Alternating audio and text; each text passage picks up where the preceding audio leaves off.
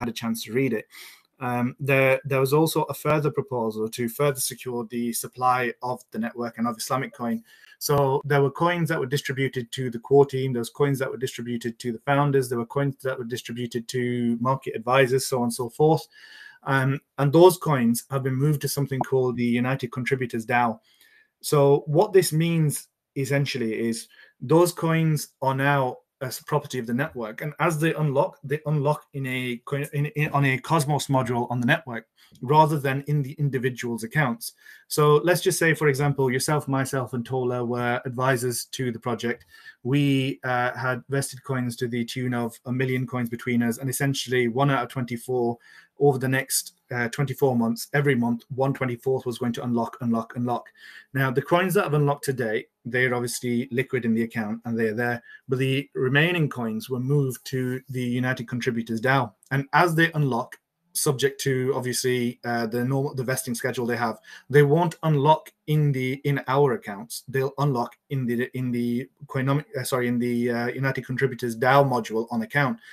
And the module itself, as far as I'm aware, not one. Sorry, how do I phrase this correctly? One person on their own will not decide where these coins go. So one person on their own won't be able to decide that I'm going to take this to KuCoin or Mexi or to Sushi or Osmosis or whatever. It's run by a council. The governing principles are to be decided as of this time. But essentially, what's happened is, as you rightly point out, supply management is a critical aspect of both the project and engendering market confidence and community confidence. So in the last sort of few months, many steps have been taken to secure the supply, to ensure that there isn't sort of an oversupply in the market, such as it may be.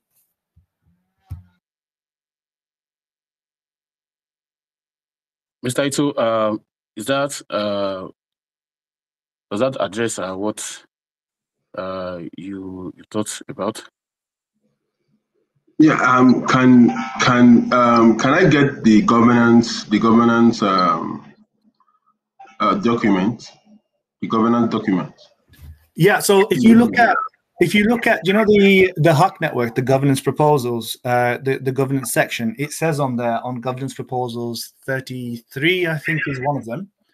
And I feel like 31 might be another, but I can circle back, and I can certainly share the relevant proposals with Tola, so he can share them with you as well. So you'll see everything on there, the implementation dates and where we're up to in terms of governance, in terms of the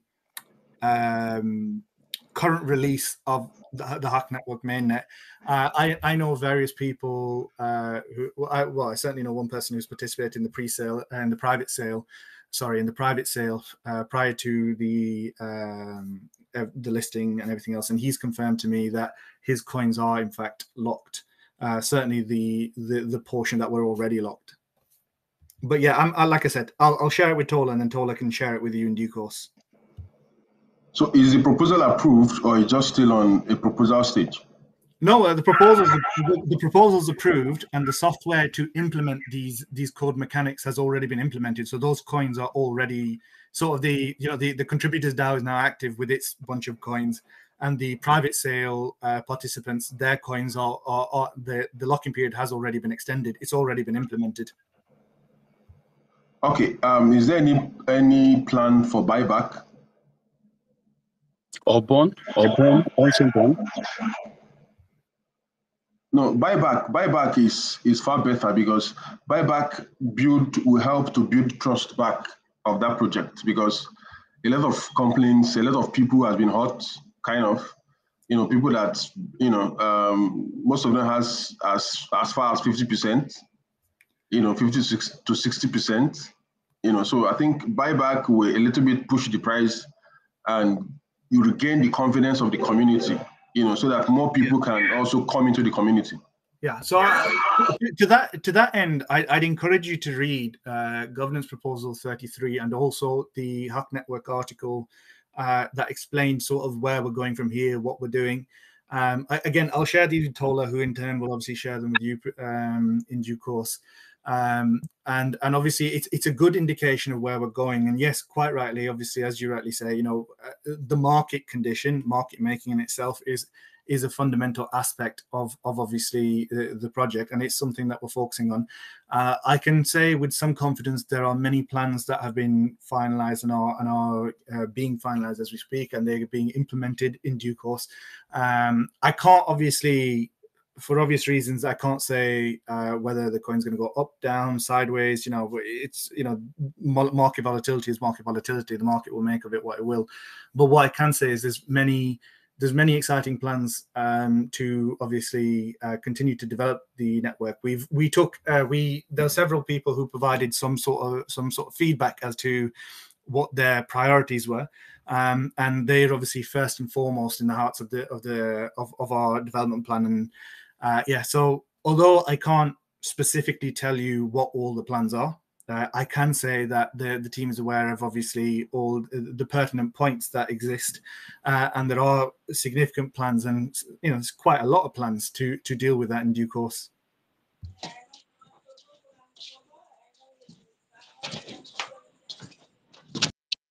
All right, Title, could you please mute your mic? Mr. Title, your mic, please. Is that? Your mic. Yeah. Okay. Can you? I don't know what's wrong with my phone. Okay. Yeah. Can you hear me clearly now? Yes, clearly. Okay. Yeah. Perfect. So I think we'll be looking forward to see how the new implementation goes. Looking forward to see how the new direction, and also I'll be looking forward to see the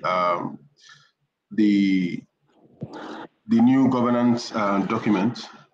So, but whatever we are doing or whatever Islamic coins want to do, I think community is the first thing. Community is the key. Community is everything in any project. Community is first. Yeah. So let's just hope for good. That the new roadmap would make sense, kind of. So that is what I have to say. Thank you very much.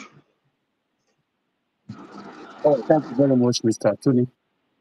So moving forward, if you have any question, please, you want to indicate. The question you are to ask is channel towards Islamic coin and what they are building. So if you have any question. I am from India. I have a question. Is it crypto? Okay, please, you can proceed now. I had to meet Mr. Etu. Yeah, please, you can proceed, our brother from India.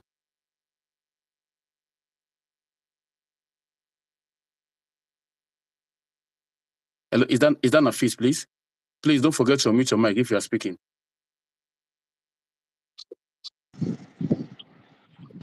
Yes, tell me. All right, you can proceed, please. Your mic is, you are audible now, you can proceed.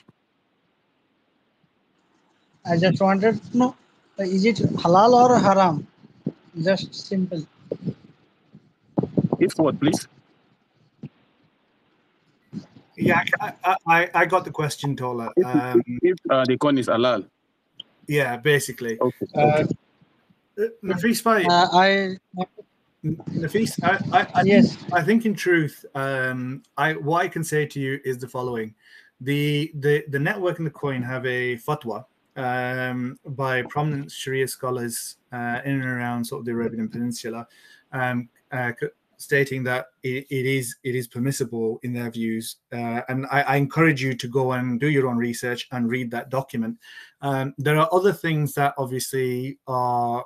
There are other mechanisms also in place, including the Sharia Council, who advise on the mechanics that are being implemented on the network to ensure that there's no haram mechanics that are find their way onto the network. There's also something called the Sharia Oracle, which I suggest that you read up, which is, as far as I'm aware, imminent to be released as well, which will use various techniques to ensure that the products that are placed on the Hack network are Sharia compliant, and we can sit safely in knowing that there's sufficient checks and balances and sufficient safeguards to ensure that the activity on the network, as much as you possibly can, is within the remits of Sharia.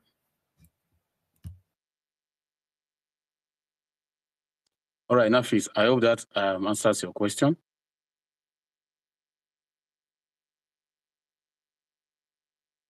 All right, moving forward, let's hear from Maintain. Maintain, the mic is yours. You mean till now cryptocurrency is haram for Islam, according to fatwa. Would you please take that again?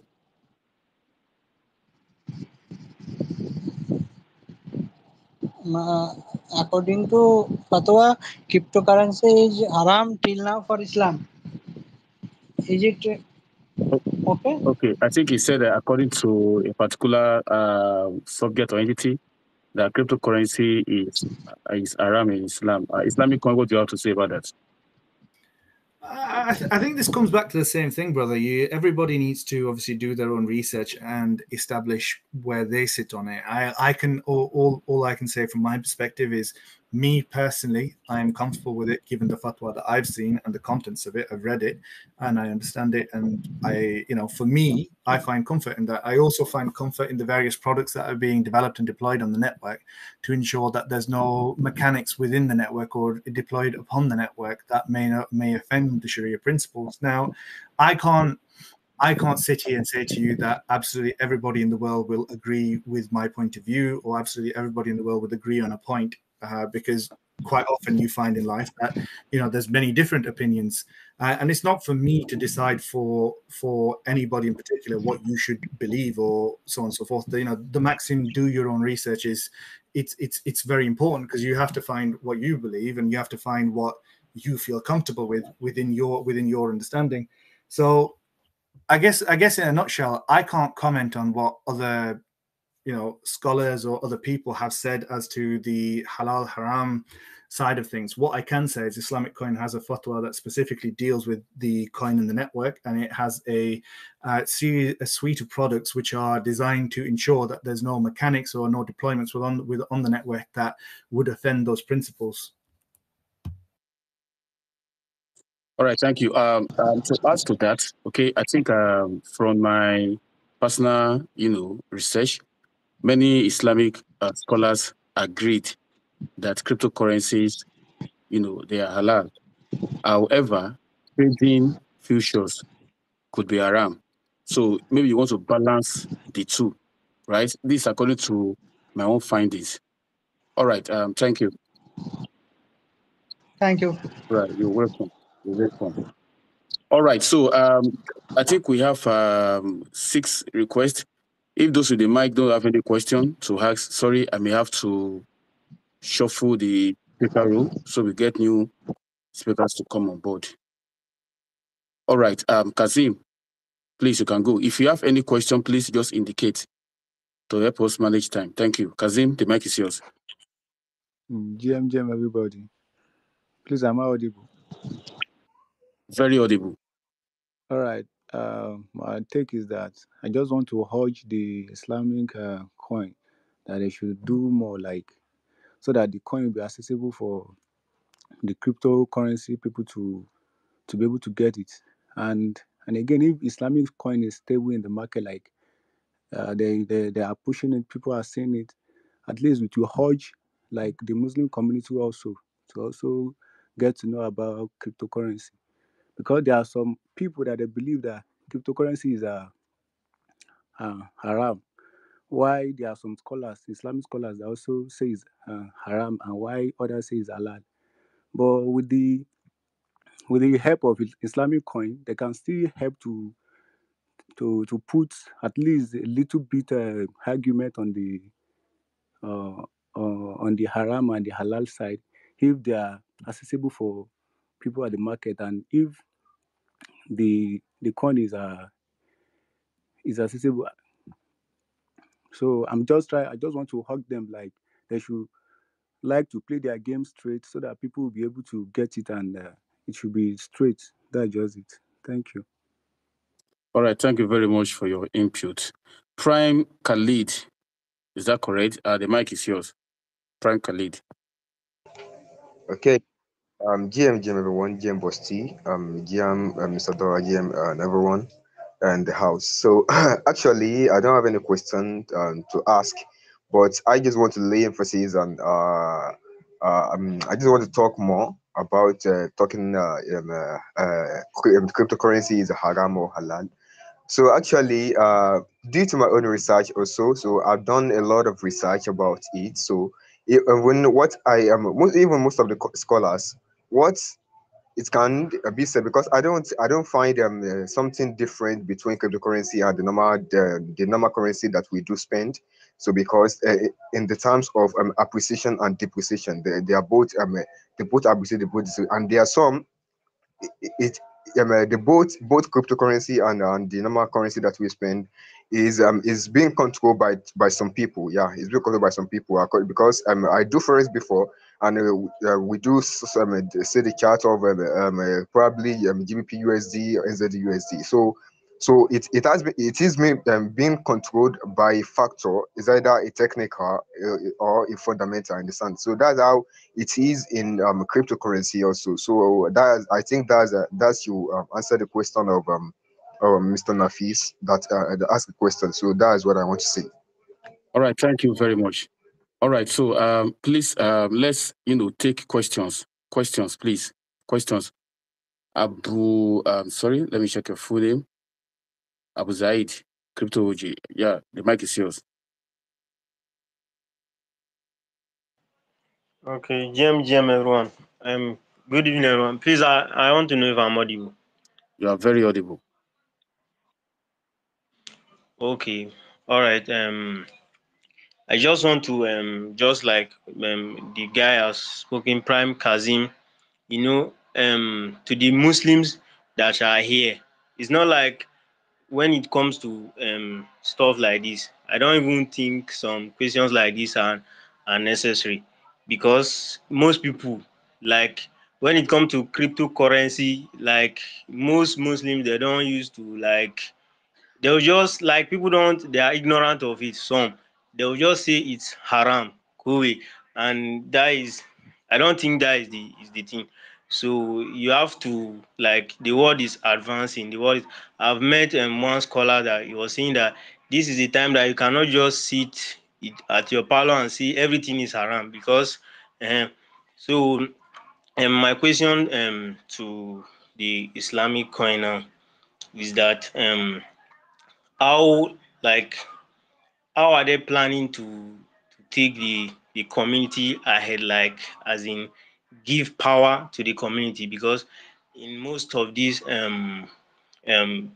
this project, is being driven by the community.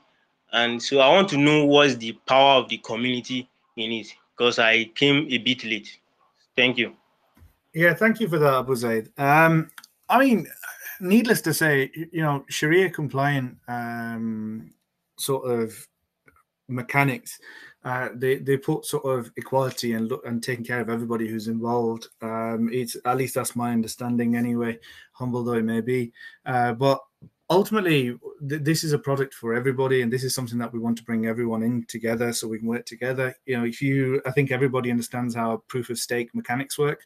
If you stake your coins, you get a vote for any governance proposals that come up, and your governance proposals are what runs the network.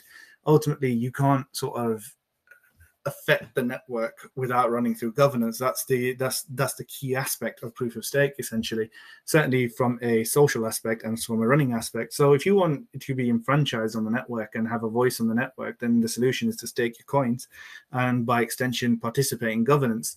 There's a few things that I'd recommend, and I don't know if you're actively on the Hack Network and Islamic Coin Discord, the Discords or the Telegram, but there's avenues for a community feedback. And there was an integration with FeatureBase not long ago where you can go on, you can put your proposal, you can put your suggestions or your proposals up, and this is readily accessible from the Discord. And the core team evaluates every aspect that comes up.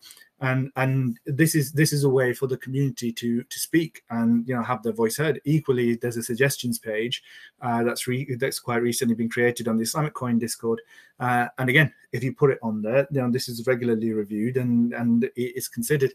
As you rightly say, a network is a product of various things, for sure: market makers, investors, and validators, and the core developers, etc. But also, you're quite right, the community is a fundamental aspect of any blockchain, of any network, of pretty much anything.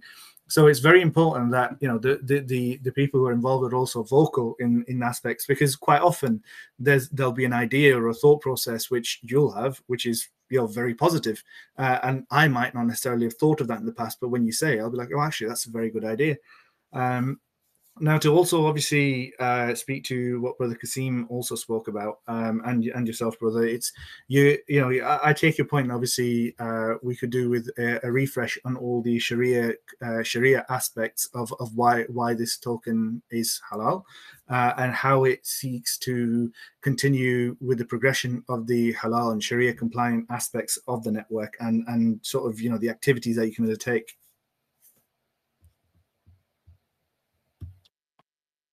All right, Zaid, I hope that answers your question. Yeah. Thank you very You're much. welcome. Let's hear from Maintain. Then we take a question from Gray. Thank you.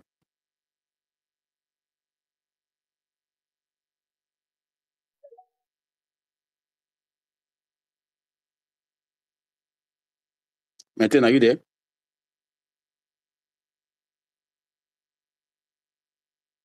All right, Gray, please proceed with your question. All right. Thank you so much for bringing me up. Please, am I audible enough? Very audible. All right. Thank you so much. So my question for Islamic Coin is, I actually went through your website and I saw that you have a wallet called Hack Wallet. So I don't know. Please, does your wallet support does your Hack Wallet support hardware wallet? That's my first question. And my second question is, actually, when I choose to use a decentralized wallet, I always care about fees. So how about fees on Hack Wallet to compete to other decentralized wallets? That's my second question. And my final question is, I heard you talking about your staking Islamic coin. So are there any minimum or maximum amount of Islamic coin required for staking? Then I would like to know the risks involved while staking your coin. Thank you. Thanks, Gray. Just a quick question on the first question you raised. Sorry, what did you mean by does Hack Wallet support Hackware? I don't fully understand that. Well, what I mean is, we have all these ledger, like you can save your digital assets like offline. So there are hardware wallets that support. Thank you. Yeah, sorry. Yeah, you're talking about Ledger and whatnot. Yeah, so we do support a variety of hardware wallets. You can find the specifics of that either on our on the Hack Network GitHub, or alternatively, you can see it on the website on the ecosystem page. There, it says which hardware wallets are supported and which ones aren't. Sorry, your second question eludes me, but I think your third question was around staking. And specifically, sorry, your second question was around gas fees, I think. No. Yeah, sorry. Exactly. Yes, it's about gas fee. Yeah, so around gas fees. Now, what we need to understand with Hack Network is it's an incredibly complex and custom built network, specifically designed for Sharia compliant activities. So it inhibits sort of a chimeric space. Now, you have on one hand the Cosmos SDK, which is sort of the body and soul of the network, and it operates on that side. But you also have the EVM module, which is essentially where the launch pad or the landing pad. Now, dependent on what wallet you interact with, that could potentially impact your fees for sure. But Hack Wallet itself ensures that you pay the optimal fee, the optimal gas fee, as far as my personal experimentation with it's gone. So in itself, that I do recommend Hack Wallet for various reasons, including the features that are about to be rolled out unique to Hack Wallet and various other bits and bobs. Now, there is some conversation around sort of future technological upgrades that could benefit certain types of transactions and whatnot, but that's sort of a little bit of something to consider in the future. But yeah, around gas fees, the Hack Wallet does optimize gas fees as far as I'm aware, and I certainly personally haven't seen any sort of issues with it. In terms of your final question around staking, staking obviously as a concept is where you bond your coins to a validator, thereby enfranchising yourself to voting, but also receiving coins in sort of for participating in the activity. Currently, that's 7.8%, which is the reward coefficient. 10% of that 7.8% goes to Evergreen DAO, which is the charitable endeavor that the Hack Network has. So you receive a net of 7.08% plus any transaction fees that are accrued and distributed as they should be. The positives of that, as I rightly said, as I've already said, is you will be able to participate in voting in governance proposals. You will draw yield. You also help secure the network from both a sort of security perspective by having, decentralization and whatnot, but also from a financial perspective, because the more that's stake, obviously, the more secure the network is, but as more supply is locked on the network. So there's two aspects to that. The risks are obviously if a validator it offends any sort of rules of the blockchain, so either double signs or has excessive downtime, etc. And you can find the specifics of this within the Hack documents. There's a potential that validator would be penalized. So yes, there is risk, there is potential risk, and there is potential obviously reward, and that's why it's important to obviously do detailed research into the validators that you stake your coins to. I must say the vast majority of them are very compliant with the rules and are obviously are aware of what the rules are and what they need to sort of achieve to ensure that they're up to date constantly with their releases and so on. But nevertheless, it's always important, obviously, to do your own research into the validators to ensure that their tech stack and their specs are up to standard. So yeah. All right, thank you so much. I wish you good luck in your project. All right, as we get to round up, let's take a question from Peace Mentor. Question, please. Question. Thank you. All right, GM everyone. Thank you, Boss T. Actually, I was part of the people that did TextNet for your project last year, and my members, they were asking me a question because you guys said you have a vision of onboarding 1.8 billion Muslims without going against the ethics of Muslims. So they were not asking me, are you sure that we can participate? I told them yes, that you can. That is not strictly for Muslims, but some of them were having mixed feelings about it. So please, I would like you to clear the air about that. And also on your, I can see that you have about 50% or something in your CETIC report. I don't know if you guys can organize a form of bounty program so that they can also help you and check through your ecosystem. Should there be any bugs and all that? Should you have a gold badge on Celtic? I think it will boost your project. So that's just what I have to say, and also my question. Thank you very much. Well, as ever, Bizmentor, thank you very much for your helpful comments. This is obviously something that I'll make a note of. In terms of your other question around what is the Hack Network and whether non-Muslims can participate, of course you can. The reality is this the network prioritizes sort of Sharia compliance as a code to operate on, because it is ostensibly a fair model to base your finance upon, and it is obviously central to the philosophy of the network, that is ethically based finance, Sharia compliant finance.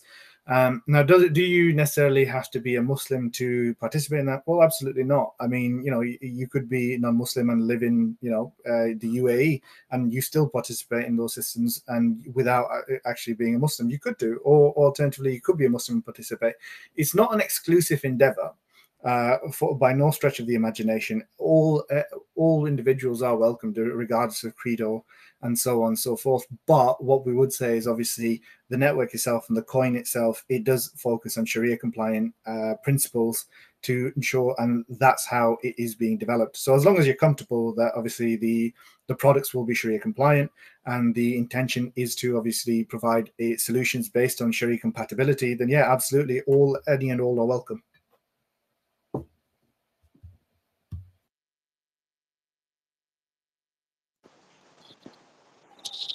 All right, thank you very much. So, please take into consideration the Celtic report, because that will really boost your project. It will boost your project a lot. Will boost your project. So please take it into consideration, please.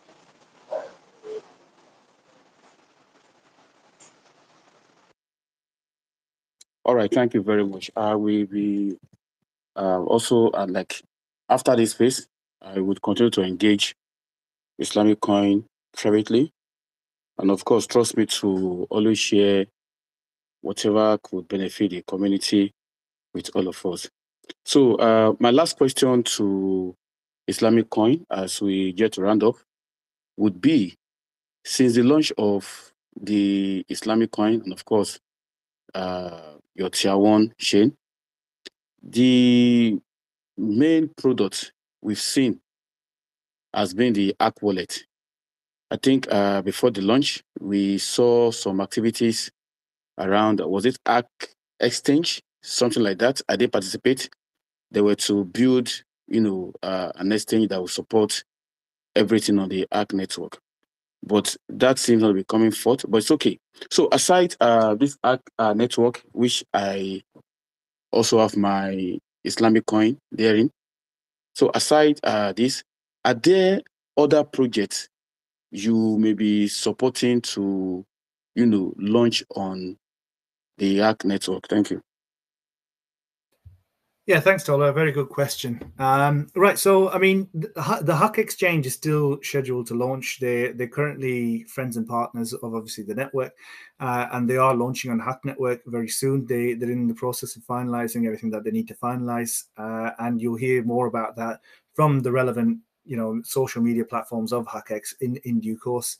In terms of on Hack Network, what's going on the Hack Network? Well, for one thing, the Firoza Finance platform is launching soon, which is going to be sort of the Sharia compliant platform for providing finance within the ecosystem and 2 other places. Initially, there's 3 pilot funds that are going to be trialed: Chromium supplements, supply financing, agri credits financing, and financing for trade receivables in Hong Kong. The agri credits market in Brazil. Sorry, I should have said. So that's the initial pilot funds, and as we see, this grow, there will be more opportunities to provide funding and to provide, obviously, to use the platform. I think one thing that I definitely draw your attention to is I don't know if you saw the TGMP grant that was given, sort of funding. There were in Turkey, there were 20 individuals who applied for halal financing, which will be all processed through the network, and the grants were approved through that. And that's sort of an example of one of the many things that we want to sort of build on the network. There's other things, including microfinancing, lending, peer-to-peer lending, real estate tokenization of the sort of rental incomes. There's a Hack donation platform, so Fair Share. So it's the community voted that they like the name Fair Share. We don't know what it's actually going to be called, but there's a donation platform that's coming that's going to be obviously allow you to see end to end through the beauty of blockchain. And there's loads of sort of business to business projects which are coming to fruition. And one of the things that is already live is the KGen partnership, Kratos.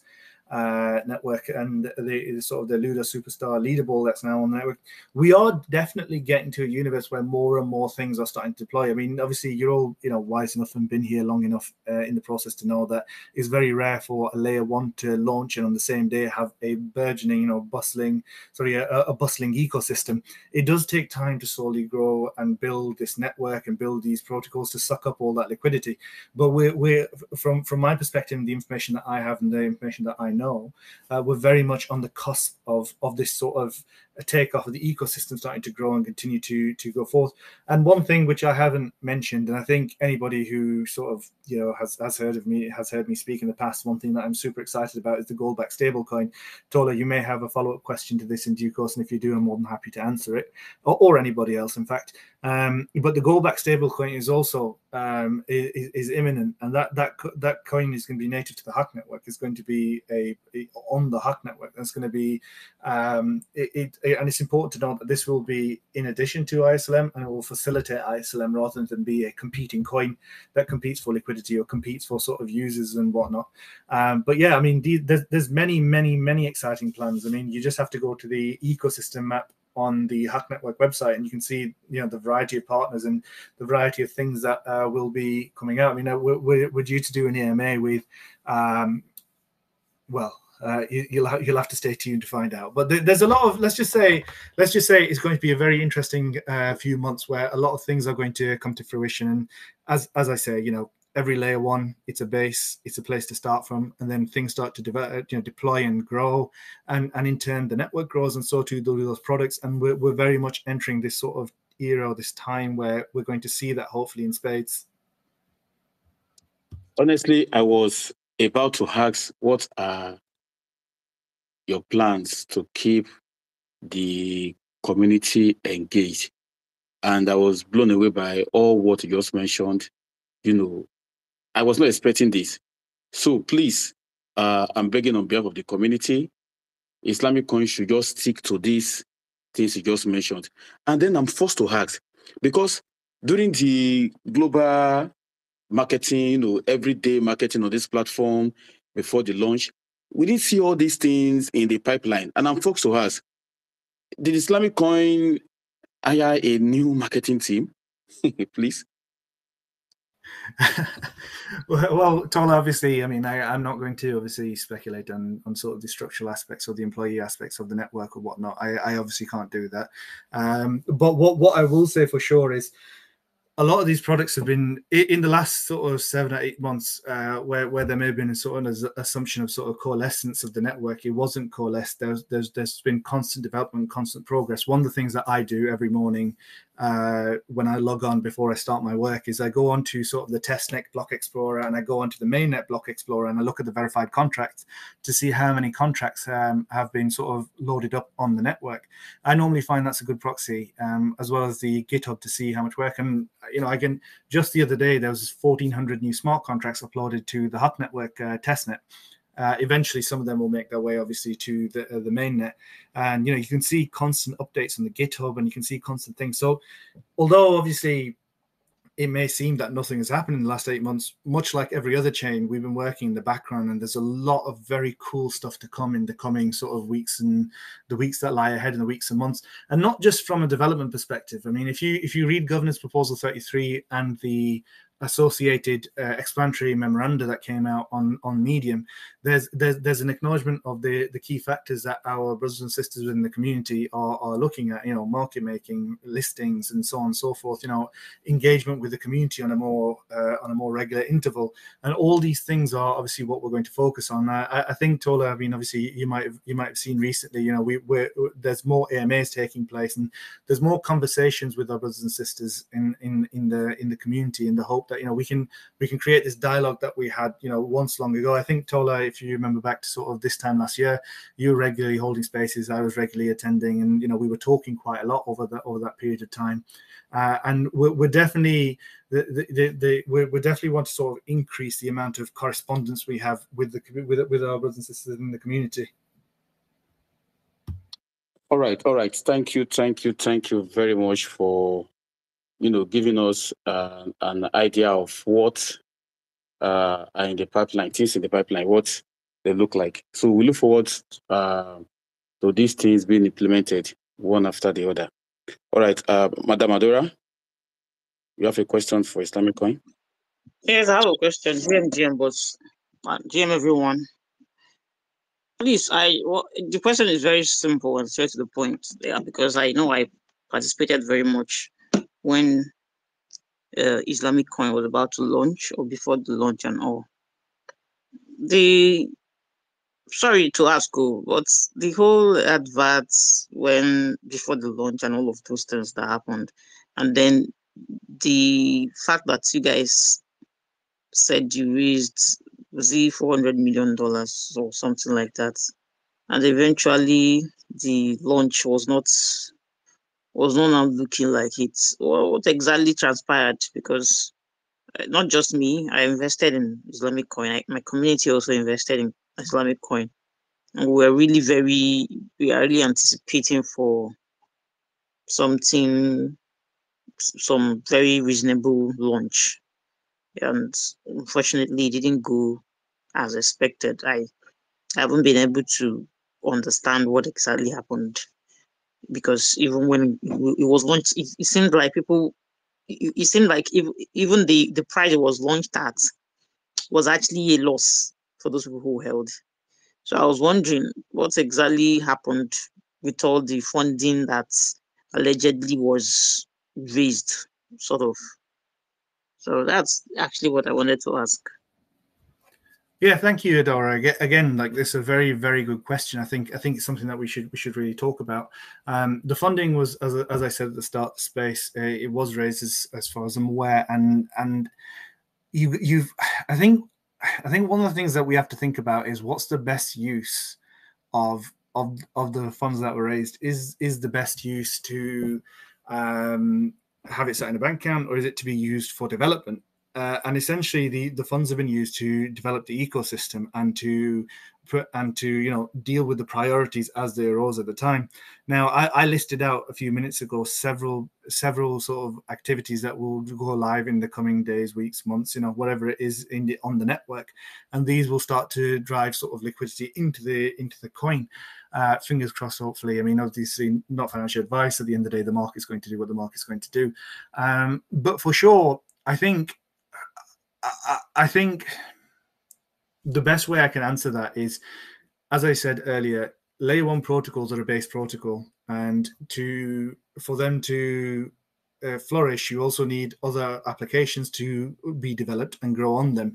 And in the background, slowly but surely, these protocols have been developed and these ideas have been sort of teased out, and we're on the cusp of something. We're on the cusp of something very exciting. And I really hope all our friends and partners within the community, or one and all, I really do hope that obviously you stay with us and you do obviously join us on this journey. And if you just want to take a watching brief, if you want to be more involved, it's entirely up to you. I really do encourage you to get involved in the Discord, in the Telegram, in the sort of spaces that we do, and share your views and your opinions and your ideas, because at the end of the day, everybody has an idea, no matter how big or how small it is. Everybody's idea is valuable, and we want obviously we absolutely want to hear from all those that are involved. Adora, that answers the question.